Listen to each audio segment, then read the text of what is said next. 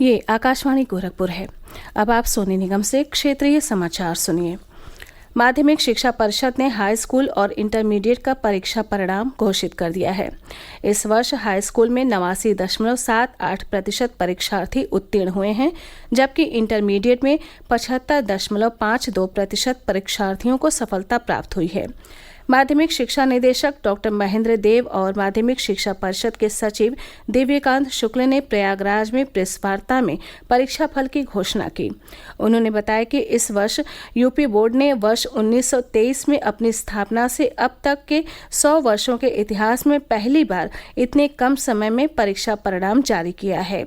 उन्होंने कहा कि माध्यमिक शिक्षा परिषद ने इस वर्ष न केवल समय से परीक्षा संपन्न कराई, बल्कि निर्धारित समय से पूर्व ही मूल्यांकन कार्य सकुशल संपन्न कराकर परीक्षा परिणाम जारी किया।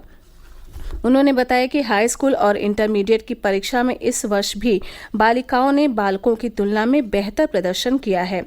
हाई स्कूल में इस वर्ष बालकों का उत्तीर्ण प्रतिशत 86.64% है, तो बालिकाओं का उत्तीर्ण प्रतिशत 93.34% है।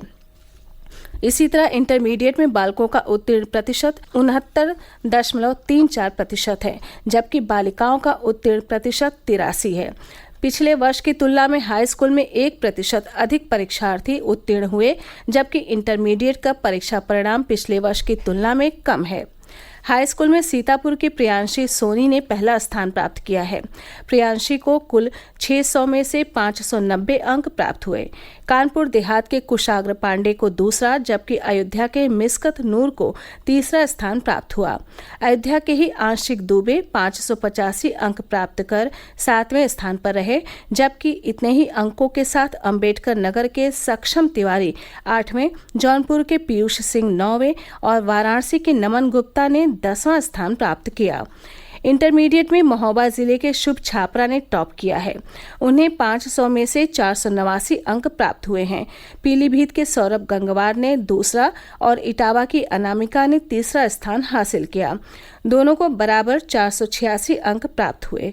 सिद्धार्थनगर की सुप्रिया 485 अंकों के साथ छठे स्थान पर रहीं। नगर निकाय चुनाव के दूसरे चरण के लिए आज नामांकन पत्रों की जांच की गई। उम्मीदवार 27 अप्रैल तक अपने नाम वापस ले सकते हैं। 28 अप्रैल को प्रत्याशियों को चुनाव चिन्ह आवंटित किए जाएंगे। दूसरे चरण का मतदान 11 मई को होगा।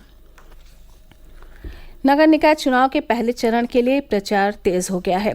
भाजपा के वरिष्ठ नेता और मुख्यमंत्री योगी आदित्यनाथ ने आज रायबरेली और उन्नाव में चुनावी जनसभाओं को संबोधित किया। रायबरेली में जनसमूह को संबोधित करते हुए श्री योगी ने कहा कि पिछले 9 वर्षों में रायबरेली ने भारत की बदली हुई तस्वीर को देखा है। उन्होंने कहा कि विश्व में नए भारत का उदय हो रहा है। श्री योगी ने कहा कि आज का भारत विश्वास का प्रतीक है। उन्होंने ये भी कहा कि पिछले 6 वर्षों में उत्तर प्रदेश के बारे में देश का नजरिया बदला है।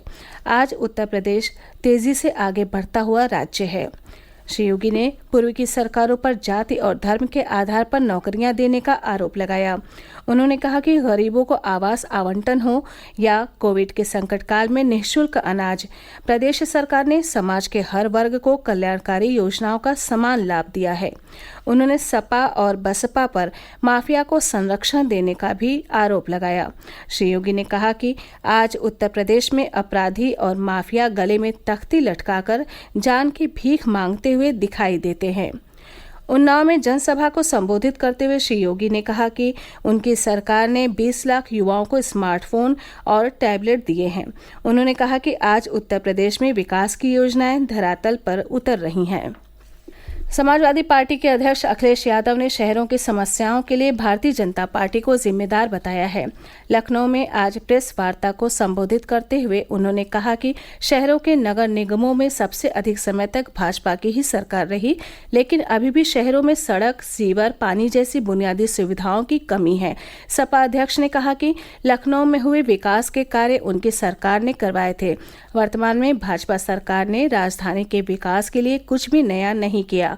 उन्होंने भाजपा नेताओं पर लोगों को वास्तविक मुद्दों से भटकाने का भी आरोप लगाया। वाराणसी में खाद्य विभाग की ओर से आज फोर्टिफाइड चावल की गुणवत्ता प्रबंधन तथा अन्य पहलुओं पर कार्यशाला का आयोजन किया गया। वाराणसी संभाग के संभागीय खाद्य नियंत्रक और वाराणसी विकास प्राधिकरण के उपाध्यक्ष अभिषेक गोयल ने बताया कि किसानों की आय बढ़ाने के लिए लगातार प्रयास जारी हैं।